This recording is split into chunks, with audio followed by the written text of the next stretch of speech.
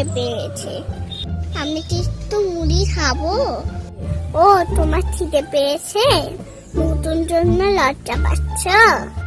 লজ্জা পাওয়ার কোনো দরকার নেই।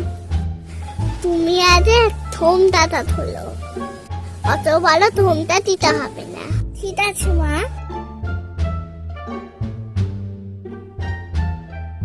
আর কোনো কিছুটা লজ্জা করবে না।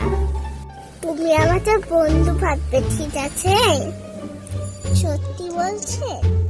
আপনি আমার বন্ধুর মতো? ঠিক আছে, তাই ভাববো। চল খেলবি, মামু আসি।